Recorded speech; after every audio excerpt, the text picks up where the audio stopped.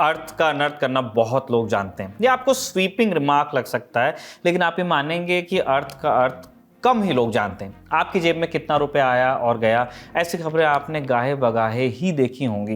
Petrol इतना बढ़ा, cylinder इतना घटा, मगर देश की जेब में कितना रुपया आया और कितना गया, ये बिना किसी बड़ी रिपोर्ट के बड़ा कीवर्ड बन नहीं पाता। और जब बात देश की होगी तो देश की सत्ता से भी सवाल पूछे ही जाएंगे। एक तरफ investment banking company Morgan Stanley की रिपोर्ट है जो नरेंद्र मोदी की इकोनॉमिक्स को सही दिशा पर बता रही है। दूसरे खित्ते रिपोर्ट का खंडन भी है, जहां अर्थशास्त्री इस रिपोर्ट के मानकों को सटीक नहीं मान रहे हैं। फिर अर्थव्यवस्था के सरकारी आंकड़े हैं जो अर्थशास्त्रियों के दावे का काउंटर करते हैं। इस पूरे पेचोखम में मोदी सरकार ने हमारी आपकी कितनी मदद की भी या नहीं, यही जांचेंगे आज की बड़ी खबर में। नमस्ते, मेरा नाम है निखिल और आप देखना शुरू कर चुके हैं दी ललन टॉप शो। रवायतन पहले हम आपको हाल का हाल बताएंगे, फिर कहानी तक जाएंगे। अभी हमारे पास दो हालिया रिपोर्ट्स हैं, मॉर्गन स्टैनली की रिपोर्ट और जनवरी से मार्च तिमाही के आंकड़े। पहले सरकार का ही आंकड़ा पकड़ते हैं। एनएसओ ने 31 मई को जीडीपी ग्रोथ के आंकड़े जारी कर दिए। जनवरी से मार्च की तिमाही में भारत की जीडीपी 6.1% बढ़ी। पिछली तिमाही में यह बढ़ोतरी 4.4% थी, यानी अच्छा उछाल आया। सांख्यिकी मंत्रालय के आंकड़ों के मुताबिक मार्च तिमाही में भारत के मैन्युफैक्चरिंग सेक्टर का उत्पादन 4.5% चढ़ गया और कृषि क्षेत्र के प्रोड्यूस में भी वृद्धि दिखी। एनएसओ की रिलीज में यह बात भी रिपोर्ट की गई है कि भारत की जीडीपी साल 2022-23 में 7.2% बढ़ी। हालांकि बढ़ोतरी पिछले साल के मुकाबले कम है। 21-22 में जीडीपी ग्रोथ 9.1% थी।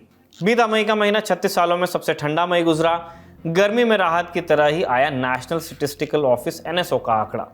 कम से कम फेस वैल्यू पर तो यही लगता है। फिर तय में क्या है, जीडीपी के आंकड़ों को अर्थशास्त्री कैसे देखते हैं, आप उन्हीं से जानिए। जैसे मैंने कहा कि हमारे जो जीडीपी के नंबर क्वार्टरली नंबर हैं, है ना, वहां पे तो 300-400 कॉर्पोरेट सेक्टर कंपनियों का डेटा आता है और पूरा असंगठित क्षेत्र का भी डेटा नहीं आता। असंगठित क्षेत्र का तो डेटा भूल ही जाइए। कृषि में भी जो डेटा आता है वो हम मान लेते हैं कि टारगेट हमारे अचीव हो गए, जबकि ऐसा होता नहीं है अक्सर कि टारगेट अचीव हो गए। तो इसलिए हमारा जो क्वार्टरली डेटा है बहुत बहुत ही सीमित डेटा के आधार पे है। अब जो एनुअल डेटा होता है उसको हम जो कहते हैं कि जब प्रोविजनल डेटा है, मतलब कि वो रिवाइज हो जाता है। तो अभी आप देखिए 2020-21 का भी जो 3 साल पहले का डेटा है वो सेकंड रिवाइज्ड एस्टिमेट है, वो अभी भी कंप्लीट डेटा नहीं है। तो ये डेटा हरदम रिवाइज होता रहता है। तो इसलिए सरकार का जो डेटा अभी आया 7.2%, वो इस आधार पर आया कि संघर्ष क्षेत्र कैसा कर रहा है। उसमें असंगठित क्षेत्र का डेटा अलग से नहीं लिया जाता।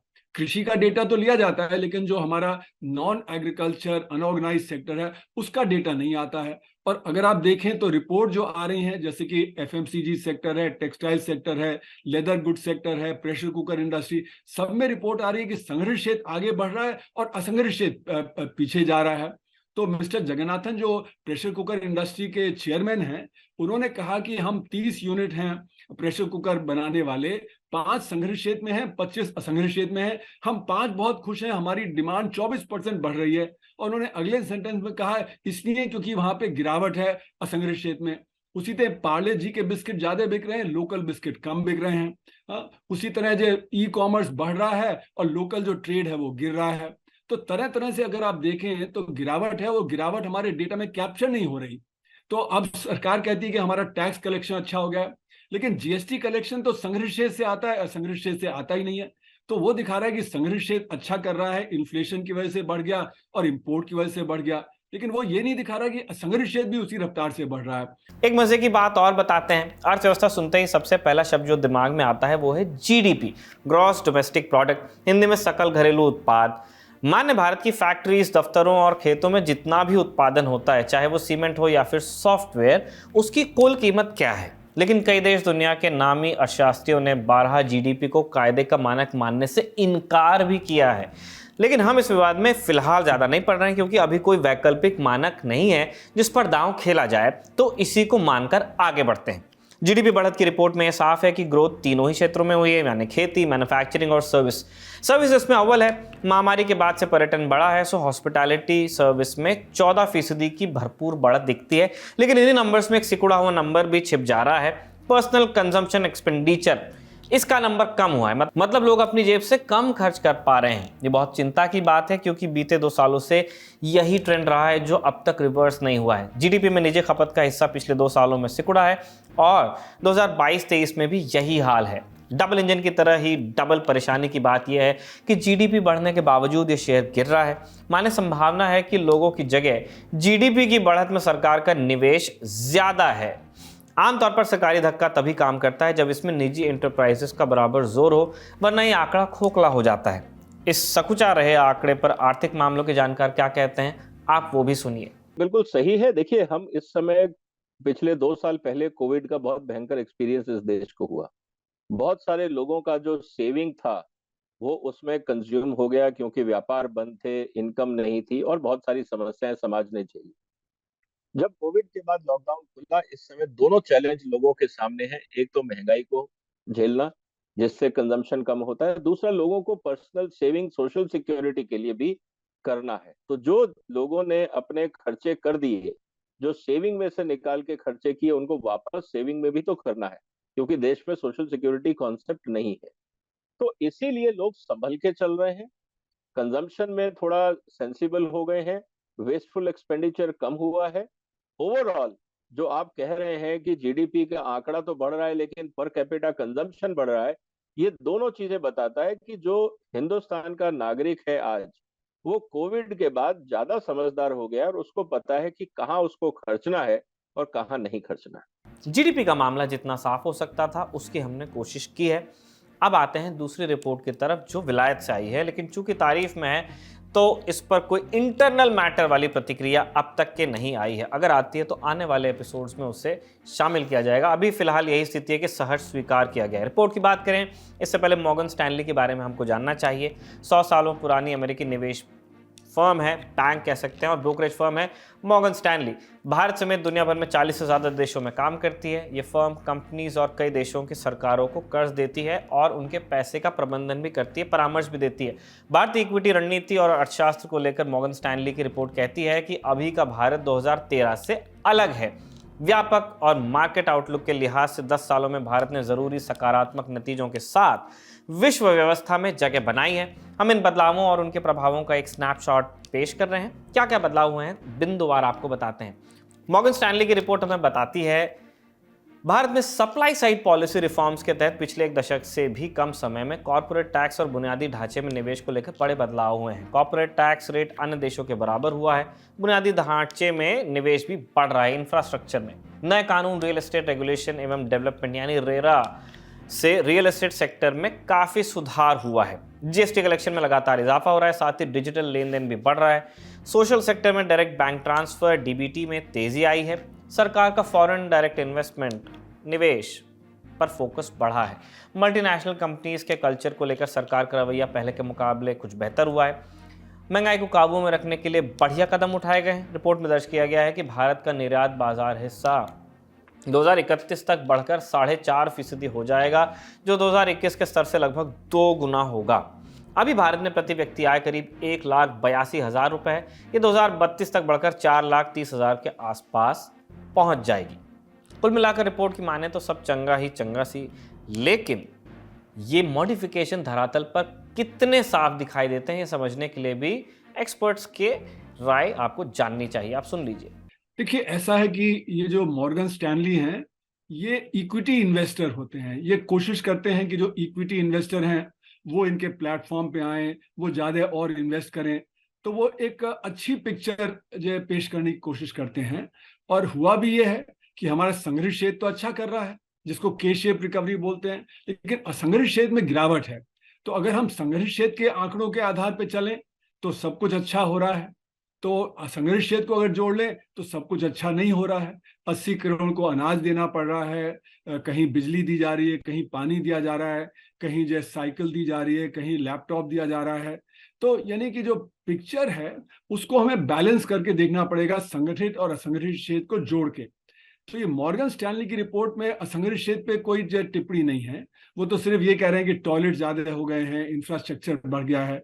और होता भी ये है कि अगर आपका जो सेविंग इन्वेस्टमेंट रेट 30% है तो फिर आपके पास साधन है, आप काफी चीजें दे सकते हैं, आप स्कूल बना सकते हैं, यूनिवर्सिटी बना सकते हैं, आप सड़कें बना सकते हैं। लेकिन अगर आप आजादी के समय से कंपेयर करें तो वहां तो सेविंग इन्वेस्टमेंट रेट महज 3-4% था, तो इसलिए वहां पे इतनी बढ़त नहीं हो सकती थी जितनी की बढ़त आज पिछले 20 साल में, जब से हमारा सेविंग इन्वेस्टमेंट रेट 30% से पार कर गया है। तो इसलिए मेरा मानना है कि हम जो कंपेयर कर रहे हैं वो आज की स्थिति में कंपेयर करें कि आज हम क्या कर सकते थे और क्या किया है। अभी जो अमीर और गरीब की खाई बढ़ रही है, उसकी वजह से जो गरीब की तरफ तवज्जो होनी चाहिए सरकार की और हमारे पॉलिसी मेकर्स की, वो नहीं है। अभी जो स्ट्रैटेजी है कि एक तरफ तो बड़े बड़े कॉन्ग्लोमरेट्स क्रिएट हो जाएं, अडानी, अंबानी, टाटा और ये सब, तो इनकी जो संपत्ति है ये बेतहाशा बढ़ी है, नंबर ऑफ बिलियनर्स बढ़ गए। लेकिन दूसरी तरफ जो हमारा ई श्रम पोर्टल है, जिसमें कि 28 करोड़ लोग रजिस्टर्ड हैं नवंबर तक, वो बता रहे हैं कि 94% लोग कह रहे हैं कि हमारी आमदनी 10,000 रुपए से कम है। तो यानी कि जो उनकी आमदनी गरीबी की रेखा के आसपास ही है। तो इसलिए गरीबी भी है और एक तरफ अमीरी भी है। तो ये जो के शेप रिकवरी है, इसमें जो हमारे जो ऊपर का जो 3% वर्ग है, उसने तो अच्छा कमाया है, उसने अच्छा किया है, वही इन्वेस्टर है और उसी को जो मॉर्गन स्टैनली की रिपोर्ट एड्रेस कर रहा है। लेकिन जो 94% असंगठित क्षेत्र में है, उसके लिए इस रिपोर्ट में कुछ नहीं है।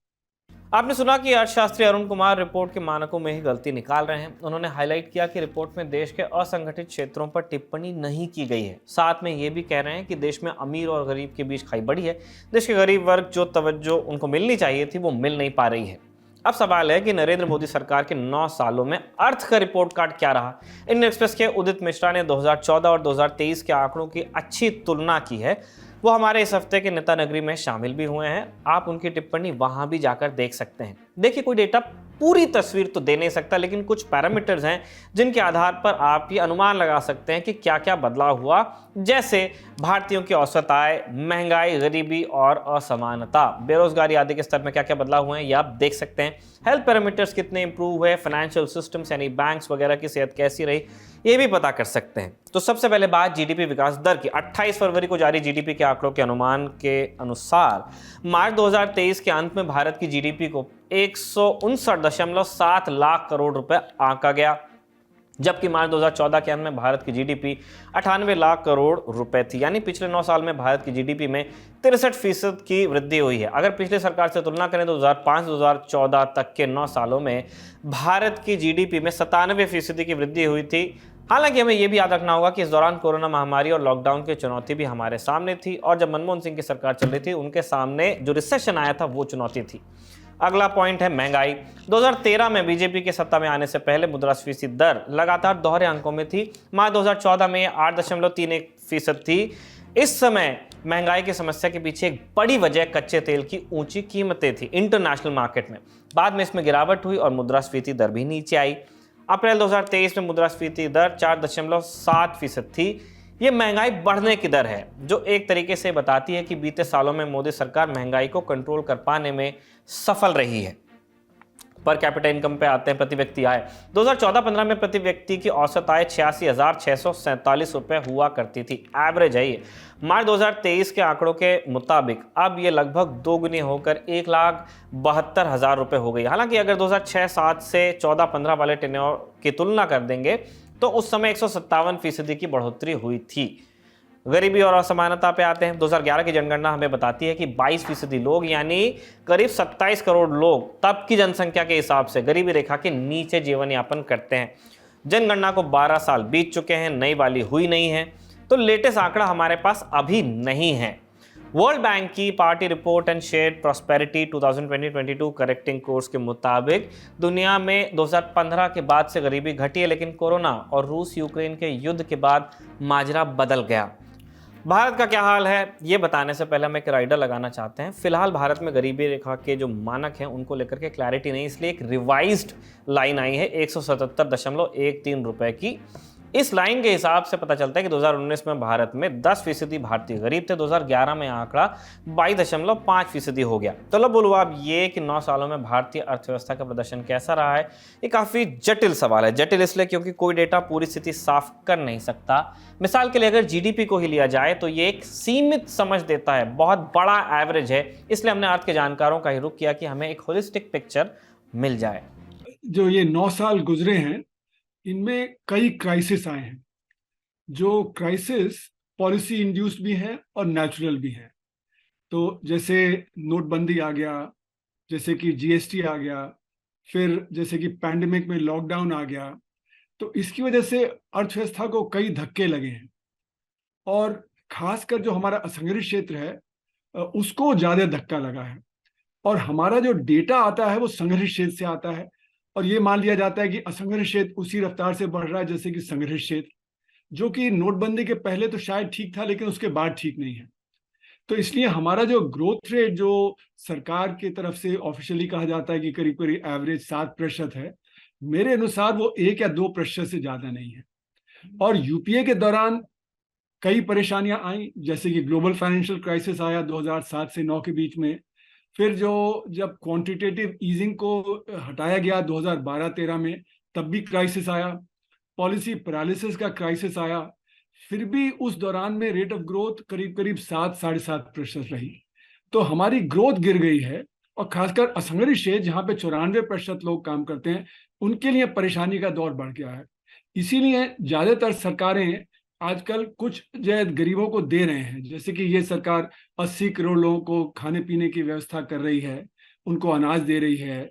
कहीं जो गैस का प्रावधान किया जा रहा है, कहीं बिजली का प्रावधान किया जा रहा है, कहीं पानी का प्रावधान किया जा रहा है। तो ये जो हमारे कॉन्स्टिट्यूशन में प्रॉमिस था कि हम लिविंग वेज देंगे, तो लिविंग वेज हम अपनी अर्थव्यवस्था के जरिए से नहीं दे पा रहे हैं, वो हम दे पा रहे हैं सरकार जब उनको कुछ ऑफर करती है। और जनता भी अब ये चाहने लगी है कि सरकार कुछ ऑफर करे, जो भी पार्टी जो सत्ता में आए वो उनको कुछ ना कुछ हाथ में दे, क्योंकि जो जनता है वो अब विश्वास नहीं करती कि लॉन्ग टर्म में ग्रोथ होगा, उनको कुछ फायदा होगा। उन्होंने 70 साल देखा कि जब पॉलिटिशियन आते हैं, कुछ जब प्रॉमिस करते हैं लेकिन डिलीवर नहीं करते हैं।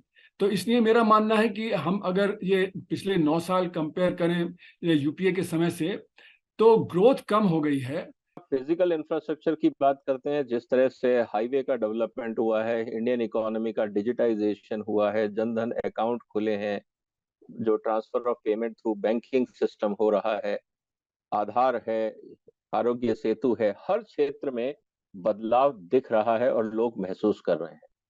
फिजिकल इंफ्रास्ट्रक्चर की बात करें तो जैसे हाईवेज की मैंने बात करी, एयरपोर्ट्स की बात करी, पोर्ट्स की बात करी, बाकी जो इंफ्रास्ट्रक्चर बिल्ड हो रहे हैं, कॉरिडोर्स बिल्ड हो रहे हैं, एक्सप्रेसवेज डेवलप हो रहे हैं, तो निश्चित रूप से 9 साल में बहुत कुछ बदला है।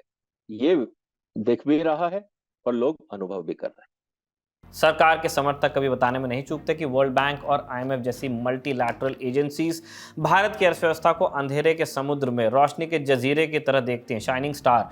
लेकिन हकीकत क्या है? $5 ट्रिलियन का लक्ष्य रखा था भारत सरकार ने, लेकिन उसे अभी 2 सालों के लिए टाल दिया गया। कारण दिया गया कोरोना महामारी और रूस यूक्रेन युद्ध। बहरहाल अभी देश की जीडीपी है $3.3 ट्रिलियन या 271 लाख करोड़ रुपए। आप हिसाब लगाइए कि लक्ष्य से कितनी दूरी अभी बची है, और साथ ही ये भी कि जीडीपी के आंकड़े आपकी आंख के सामने कितने सार्थक उतर रहे हैं। आज का दी ललन टॉप शो यहीं पर समाप्त होता है। अगले एपिसोड में आपसे मुलाकात होगी, तब तक अपना ध्यान रखिएगा। शुक्रिया।